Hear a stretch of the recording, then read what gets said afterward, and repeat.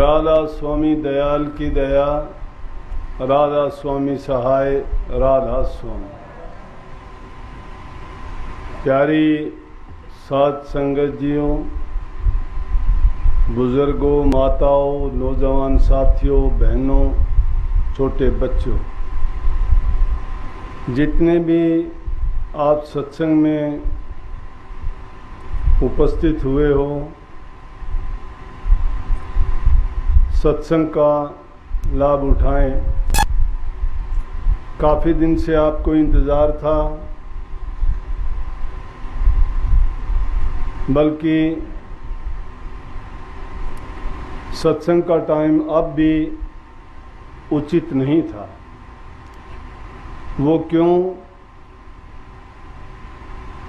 कि गर्मी इतनी ज़्यादा पड़ती है, बैठना बड़ा मुश्किल होता है। इतनी संगत के इंतज़ाम में, सेवा के काम में हमें खुद को भी परेशानी होती है, सेवादारों को भी होती है।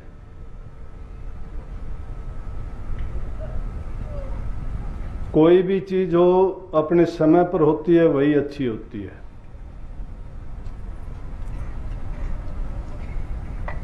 जो मौज होती है सत्संगियों को, उसमें चलना चाहिए, मौज को समझना चाहिए। जहाँ कहीं हम अपनी बुद्धि, अपनी तर्क या अपनी चतुराई दिखाते हैं, उसमें हमें कामयाबी नहीं मिलती। बल्कि आज से, ये तो मैंने थोड़ा लेट कर दिया, अब से 20 दिन पहले ही जाके कहने लगे हमारा राजगढ़ का सत्संग रखो। पिछले साल तो जब मैं कहने लगा कि आपका सत्संग रख दें, कहने लगे हमने गुआर बो रखा है। वो 1 साल का गुआर बो गया, अब तक कटाई नहीं हुई उसकी। दोबारा गए कि सत्संग रख दो। मैं कहने लगा भाई अगर किसी से दुश्मनी हो तो वैसे ही दुश्मनी निकाल लो, तंग करके भी क्यों परेशान करो बेचारे को। सत्संग का टाइम तो सही वक्त पर, सत्संगियों को सुविधा हो, हमें भी आराम हो। जब हमें परेशानी होगी, सत्संग का लाभ नहीं हो सकता किसी को भी। यही बात ध्यान से भी संबंधित है।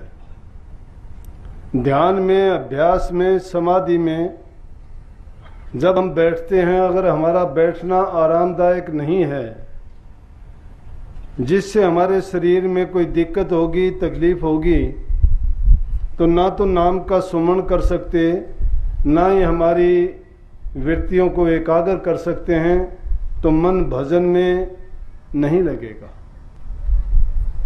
जब इंसान का शरीर ठीक नहीं है, उसमें दिक्कत है। हम बात भजन की करते हैं, अभ्यास की करते हैं, सत्संग की करते हैं, सारी चीज़ें उनके सामने मिथ्या साबित हो जाती है। परंतु सत्संगियों के दिल में प्यार होता है, सत्संग की जरूरत होती है।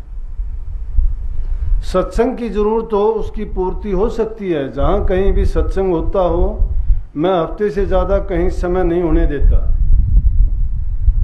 1 हफ्ते में आपको सत्संग मिल जाएगा, कहीं ना कहीं इतना होगा, आपको 10-20 किलोमीटर जाना हो सकता है। क्योंकि सत्संग इंसान के लिए उतना ही जरूरी है जितना इस शरीर के लिए खाना पीना हो। क्योंकि शरीर भोजन के बिना, पानी के बिना नहीं चल सकता। उसी तरह से हमारी जो आध्यात्मिक खुराक है, उसकी पूर्ति सत्संग से ही हो सकती है। तो वो इससे भी कहीं अधिक जरूरी है।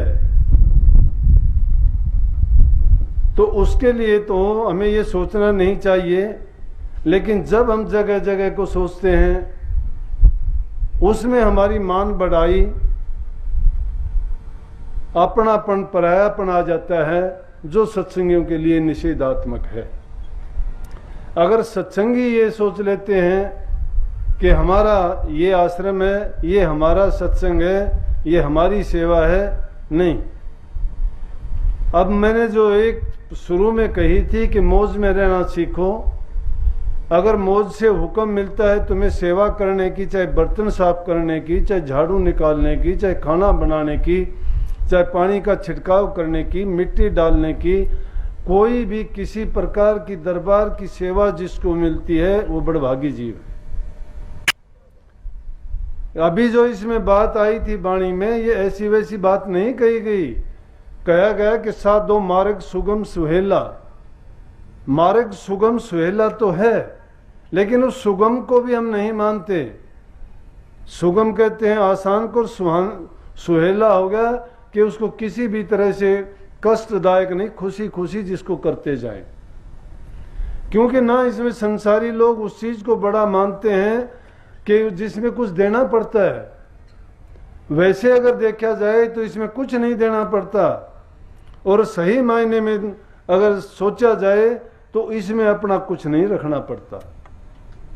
बल्कि संतों ने जो बात फरमाई, कहा कि अपना गुरु को ऐसा चाहिए कि शिष्य का कुछ नहीं ले, शिष्य को ऐसा चाहिए कि गुरु को सर्वस्व दे।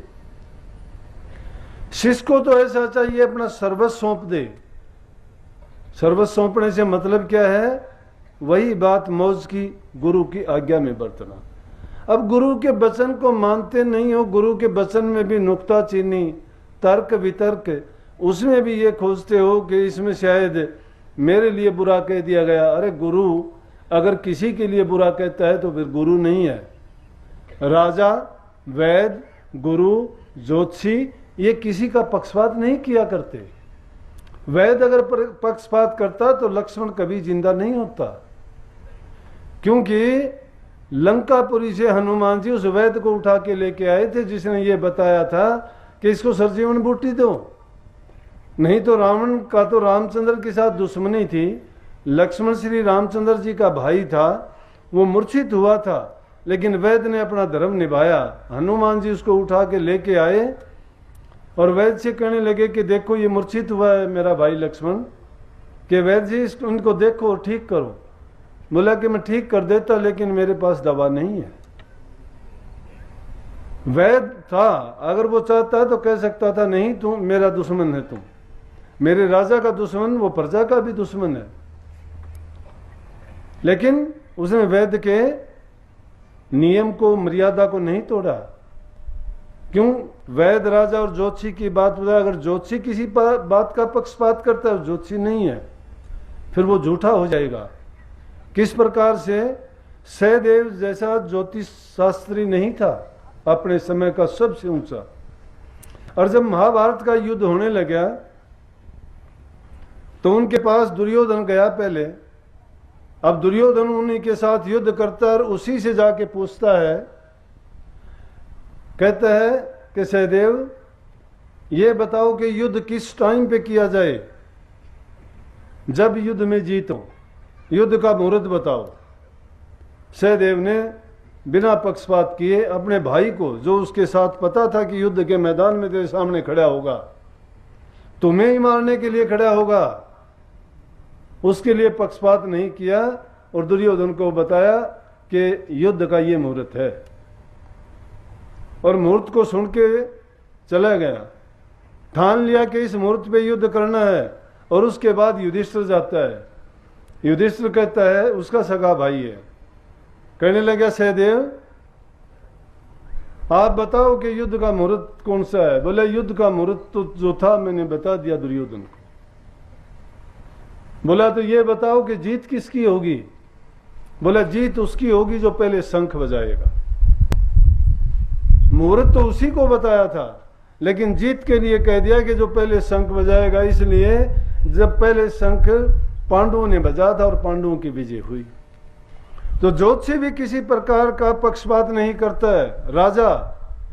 राजा अगर न्याय करते वक्त देखता है ये मेरा लड़का है या मेरा संबंधी है और ये आम प्रजा का आदमी है, तो वो राजा नहीं कहलाता, न्यायप्रिय राजा नहीं है। हमारा इतिहास अनेक ऐसे राजाओं के न्याय की कहानियों से, जिन राजाओं के आज भी नाम लेके बातें बताई जाती हैं, सुनाई जाती हैं, शिक्षाप्रद हैं, एक अच्छी नीयत और नीति को बनाने वाली बातें उनमें दी गई। उनको अगर सुने तो हमें अब भी ये लगता है कि न्याय करना इंसान का फर्ज होना चाहिए और वही इंसान अच्छा है जो न्याय और सच्चाई के रास्ते पर चले और धर्म को अपनाए।